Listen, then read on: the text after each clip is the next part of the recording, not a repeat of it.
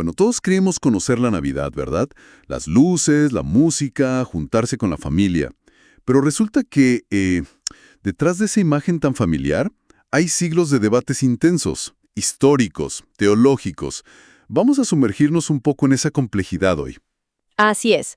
Muchas veces damos por sentado que la celebración siempre fue así, como la conocemos ahora. Pero su historia está, bueno, llena de controversia y de puntos de vista muy diferentes dentro del propio cristianismo. Nuestra conversación de hoy se basa justamente en un análisis que explora esas tensiones. Entendido. Entonces el objetivo es como desentrañar esas distintas miradas, entender por qué algunos grupos, históricamente, la rechazaron y por qué la gran mayoría, pues, la abrazó. Todo basado en el material fuente que tenemos, claro. Queremos entender las raíces de este debate que, bueno, sigue ahí. Correcto. Y creo que lo más revelador, quizás, es empezar por el lado menos conocido. Las objeciones, las críticas a la celebración de la Navidad, porque no todos los cristianos a lo largo de la historia han estado de acuerdo con ella. Aquí es donde la cosa se pone, como decías, interesante. Uno piensa, bueno, oponerse a la Navidad es como ir contra lo central del cristianismo, pero no es tan simple. Las fuentes que vimos destacan mucho al movimiento puritano, que era lo que les molestaba tanto de una fiesta que parece, no sé, tan positiva. Su objeción principal se basaba en un principio teológico muy estricto, el principio regulador del culto. Es una idea fuerte, ¿eh? Para ellos, en la adoración pública a Dios solo se debía hacer aquello que la Biblia específicamente ordena. Punto. O sea, nada de añadidos. Que tuvieran la mejor intención del mundo se veía como una corrupción, una invención humana que, en el fondo, usurpaba la autoridad de Dios sobre cómo Él quería ser adorado. Vaya, eso sí que es estricto. A ver si entiendo bien, no es que negaran que Cristo nació, eso no, sino que negaban la autoridad humana para crear una fiesta en su honor, si no había un mandato bíblico explícito. La pregunta clave para ellos era, ¿dónde dice la Biblia que celebremos esto? Exactamente, esa era la pregunta. Y las fuentes mencionan a Juan Calvino como una influencia, aunque dicen que quizá no fue tan radical como sus seguidores, los puritanos, después. Sí, Calvino sentó algunas bases, pero fueron los puritanos quienes llevaron este principio, digamos, a sus últimas consecuencias. El ejemplo más drástico, y que hoy a mucha gente le cuesta hasta imaginar, es el gobierno puritano de Oliver Cromwell en Inglaterra.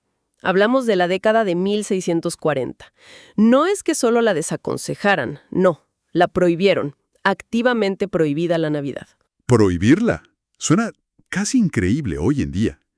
¿Y cuáles eran sus argumentos, sus razones concretas para algo tan radical? Tenían varias razones y estaban como conectadas entre sí. Primero, lo que ya dijimos, la falta de base bíblica, no hay orden. Segundo, la consideraban una invención papista, o sea, una tradición heredada del catolicismo que ellos como reformados rechazaban de plano. Y tercero, y esto es clave para entenderlos, la asociaban directamente con costumbres que veían como paganas. Ah, el tema de los orígenes. Exacto. Y no solo los orígenes, sino también los excesos sociales que muchas veces acompañaban las celebraciones de invierno en esa época. Había muchas borracheras, desorden, juegos. Para ellos, todo eso era incompatible con la santidad que buscaban. Lo veían como una fiesta que en la práctica terminaba deshonrando a Dios en lugar de honrarlo. Entiendo la lógica, aunque sea, bueno, muy rigurosa. Y las fuentes contrastan esta postura con la única celebración que, según estos grupos, sí tiene un mandato claro de Cristo en el Nuevo Testamento, que sería la Santa Cena, la comunión, instituida, según leemos en 1 Corintios, para recordar específicamente su muerte y resurrección. Precisamente. Para los puritanos, la diferencia era abismal. Una, la cena, ordenada por Dios. La otra, la Navidad, inventada por hombres y además contaminada por la historia. Y esa idea de contaminación nos lleva directo al segundo gran argumento en contra, la cuestión de la fecha, el 25 de diciembre. Ah, sí. El eterno debate sobre la fecha. Siempre se escucha eso de que Jesús probablemente no nació en diciembre y que esa fecha viene de otro lado, ¿no? Correcto. No hay ninguna, pero ninguna evidencia en la Biblia que indique que el nacimiento fue el 25 de diciembre. Cero. Y hay un consenso bastante amplio entre los historiadores. El texto que manejamos menciona a Adolf Harnack como un referente clásico en esto. El consenso es que la elección de esa fecha es relativamente tardía, probablemente del siglo IV después de Cristo. Y claro, esto no parece ser una simple coincidencia temporal. ¿Qué pasaba en el siglo IV? Algo importante seguro. Muchísimo.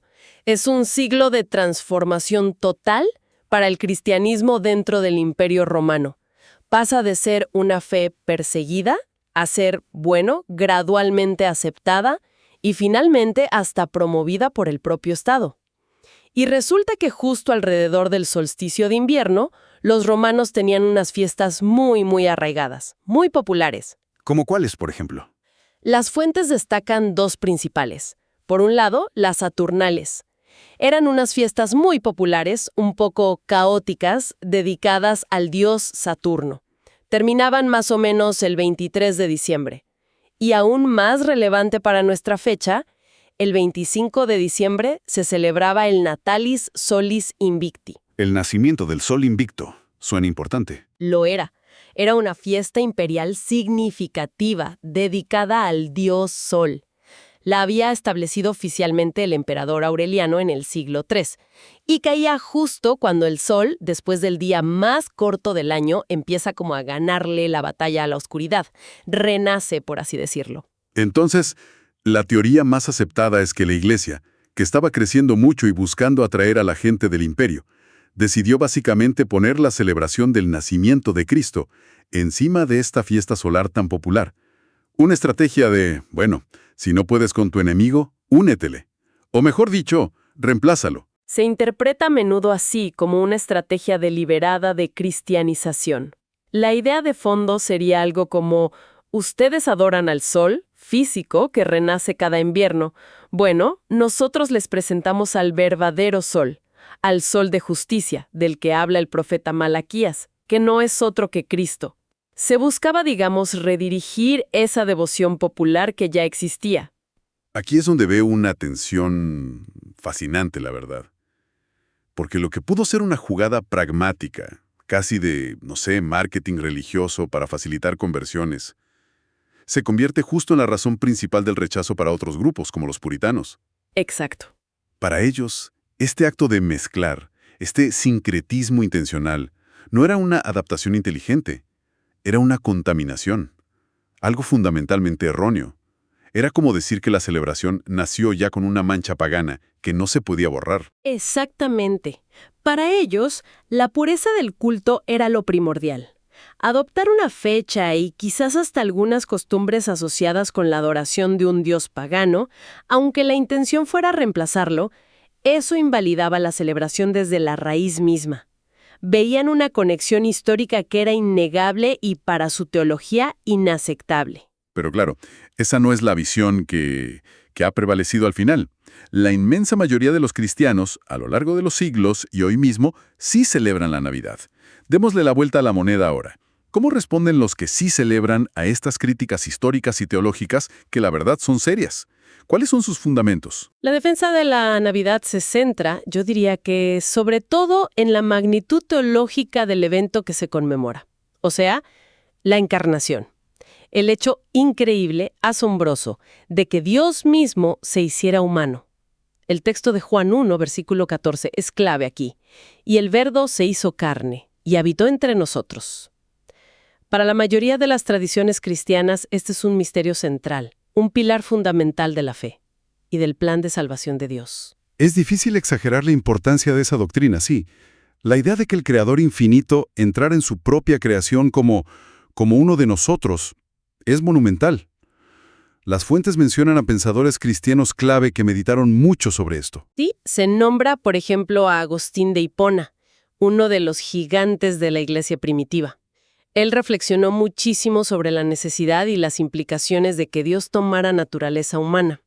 Y mucho más tarde, ya en el siglo XX, un teólogo protestante tan importante como Karl Barth, él enfatizó que la venida de Cristo, su adviento, su nacimiento, no es solo un hecho histórico más, Es el acto decisivo de Dios interviniendo en la historia humana para redimirla.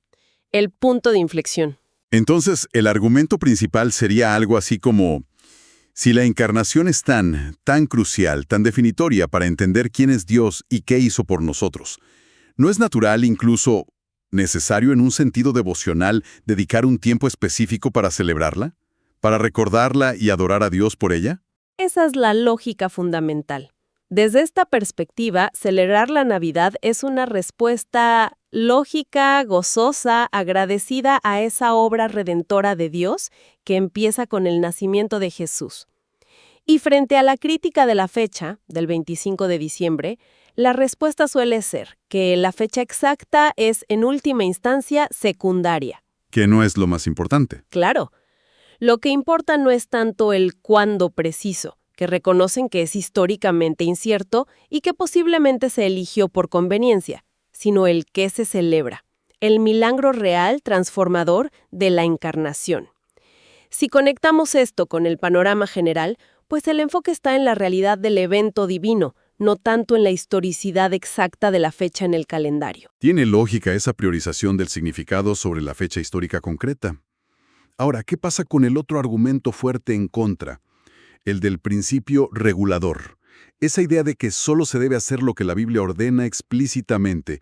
¿Tienen los defensores de la Navidad un principio alternativo para justificarla? Sí, sí lo tienen. Implícita o explícitamente, se apoyan en lo que a veces se llama el principio normativo. Este principio funciona un poco al revés.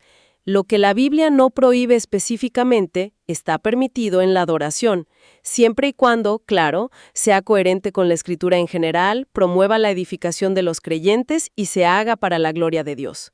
Y esto abre la puerta a tradiciones y prácticas que, aunque no sean mandatos directos, se consideran beneficiosas. Y aquí es fundamental el concepto de libertad de conciencia cristiana. Libertad de conciencia. ¿Hay textos bíblicos que respalden esa idea, especialmente en relación a observar días especiales? Porque así de primeras suena algo que podría abrir la puerta a cualquier cosa, ¿no? El pasaje clásico que siempre se cita, y que las fuentes también mencionan, es Romanos capítulo 14, especialmente los versículos 5 y 6.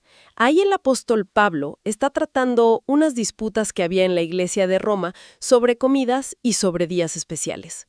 Probablemente se refería a días del calendario judío. Y dice algo así como: uno hace diferencia entre día y día, otro juzga iguales todos los días. Cada uno esté plenamente convencido en su propia mente. Y añade: el que hace caso del día lo hace para el Señor, y el que no hace caso del día, para el Señor no lo hace. Muy interesante ese pasaje. Pablo parece estar diciendo que en estos asuntos que no son el corazón del Evangelio, puede haber diversidad de prácticas, y que lo crucial no es tanto la práctica en sí, observar el día o no observarlo, sino la motivación, que se haga para el Señor, con una conciencia tranquila delante de Dios. Esa es la interpretación predominante que se aplica a la Navidad desde esta perspectiva. No es un mandamiento celebrarla, claro que no, pero tampoco está prohibido. Cae en ese ámbito de la libertad cristiana. Si una persona o una comunidad entera encuentran que celebrar la Navidad les ayuda a enfocarse en Cristo, a adorar a Dios, pues son libres de hacerlo.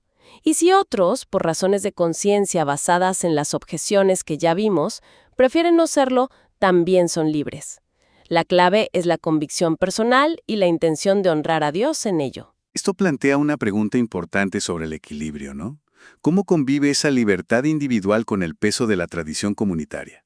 Porque la realidad es que la tradición cristiana mayoritaria sí ha valorado y practicado la Navidad durante siglos y siglos. Es una tensión real, sí, y aquí entra el valor que se le da a la tradición. El material fuente señala que históricamente la Iglesia ha usado mucho el ciclo litúrgico, o sea, el Adviento, la Navidad, la Cuaresma, la Pascua, todo eso como una herramienta pedagógica muy poderosa. Era una forma de estructurar el año alrededor de los eventos clave de la vida de Cristo y la historia de la salvación. Ayudaba a la gente común a aprender y a vivir su fe día a día, año tras año. Como una especie de catecismo anual vivido en comunidad. Tiene sentido. Y volviendo a la polémica cristianización de las fiestas paganas, ¿cómo la ven los defensores de la Navidad? ¿La justifican de alguna manera? Bueno, hay perspectivas como la del historiador Kenneth Scott Latourette, que se menciona en las fuentes. Él adopta una visión un poco más matizada. Argumenta que, si bien esa asimilación de costumbres paganas siempre tuvo sus riesgos, el riesgo de sincretismo, de mezclar cosas indebidamente, también fue una estrategia misionera que históricamente resultó efectiva. La idea no era tanto adoptar el paganismo en sí, sino más bien como bautizar o reorientar las formas culturales y los impulsos de adoración que ya existían en la gente, pero dirigirlos hacia el Dios cristiano. Fue un intento, a veces imperfecto, seguro, de conectar el Evangelio con la cultura de la época. Y es innegable que, desde que se estableció más formalmente allá por el siglo IV, la Navidad se convirtió en un punto central de unidad y celebración para ramas enormes del cristianismo: católica, ortodoxa, anglicana, luterana y muchas otras después. Ha tenido un papel de cohesión muy fuerte. Indudablemente, su impacto histórico, cultural y hasta espiritual en gran parte de la cristiandad es enorme, más allá de las controversias sobre sus orígenes exactos. Muy bien. Creo que hemos explorado bastante bien los dos lados de la moneda. Por un lado, objeciones serias, falta de mandato bíblico, el principio regulador estricto, los orígenes históricos vinculados a fiestas paganas como la del Sol Invicto, y por otro lado, defensas también robustas, la centralidad teológica absoluta de la encarnación, el principio normativo que permite lo no prohibido, la libertad de conciencia basada en Romanos 14 y el valor pedagógico y unificador de la tradición. Entonces, ¿cómo podemos sintetizar esta tensión? ¿Se llega a alguna conclusión clara en el análisis que vimos? El análisis del material sugiere una postura que busca sobre todo equilibrar las diferentes verdades que están en juego. Primero, se reconoce abiertamente la complejidad histórica. O sea, la conexión del 25 de diciembre con festividades paganas es un hecho histórico, no se puede ignorar.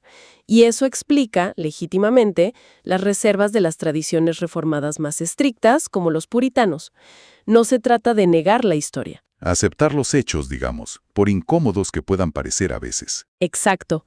Pero, en segundo lugar, y con igual o incluso mayor fuerza, se reafirma el núcleo teológico, que es irrenunciable: la encarnación. Dios entrando en el mundo como Jesús de Nazaret. Eso es el corazón del Evangelio.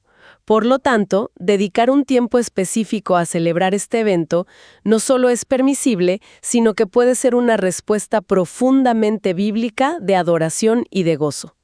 Las fuentes incluso hacen referencia al anuncio de los ángeles en Lucas 2.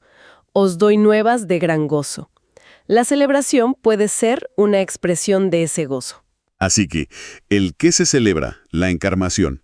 Sigue teniendo un peso teológico que para muchos supera las objeciones sobre el cuándo, la fecha concreta, o el cómo se originó históricamente esa fecha. Esa parece ser la conclusión dominante, sí. Además, la perspectiva teológica más moderna, según el texto, tiende a enfatizar mucho la libertad de conciencia que vimos en Romanos 14. Recordando que al final la salvación depende de la fe en la persona y la obra de Cristo, no de si observamos o no un calendario litúrgico particular. Entonces, la conclusión práctica no es un tienes que celebrar la Navidad, sino más bien un puedes celebrar la Navidad. Se puede entender no como un mandato divino, sino como una oportunidad litúrgica, una herramienta valiosa que ofrece la tradición para enfocar la mente y el corazón en el misterio y en las implicaciones de la encarnación. Exactamente, es una posibilidad, una oportunidad, no una obligación. Pero, y esto es vital, el análisis termina con una advertencia muy, muy seria. ¿Cuál es esa advertencia final? ¿La oración se quede solo en el consumismo materialista o en un sentimentalismo un poco vacío? ¿O en un mero ritualismo cultural que ya está desconectado de su raíz teológica profunda? Cualquier celebración que no honre genuinamente a Dios y no magnifique a Cristo, pues pierde totalmente su propósito y de hecho traiciona el evento que dice conmemorar. Una advertencia tremendamente relevante para nuestra cultura actual, sin duda alguna. Recapitulando entonces, bajo esa superficie tan familiar de la Navidad yace una historia rica, compleja, llena de debate. Objeciones puritanas basadas en la autoridad de la Biblia y la pureza histórica frente a defensas ancladas en la maravilla teológica de la encarnación y la libertad cristiana. Y la síntesis que vimos nos invita a reconocer la historia, sí, pero sin dejar que opaque la teología central.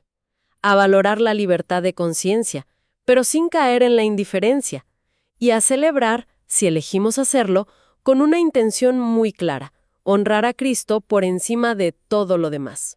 La verdad es que cambia la perspectiva caer en la cuenta de toda la carga histórica y teológica que lleva encima una fecha que, a menudo, marcamos en el calendario casi sin pensar. Y tal vez, más allá de decidir si uno celebra o no el 25 de diciembre, o cómo lo hace, toda esta exploración nos deja con una pregunta más profunda, ¿no? Para reflexionar. En medio de las tradiciones, de las controversias históricas, de las presiones culturales de hoy, ¿cómo podemos asegurarnos, cada uno y como comunidad, de que el significado radical de la encarnación, Dios con nosotros, Dios entrando en nuestra historia, siga siendo una realidad viva, central y transformadora en nuestras vidas? Esa parece ser la cuestión fundamental que perdura. Una reflexión muy potente, sí señor, para concluir esta inmersión que hemos hecho. Explorar todas estas capas de significado sin duda nos ayuda a comprender mucho mejor una tradición que, como decíamos al principio, a menudo damos por descontada.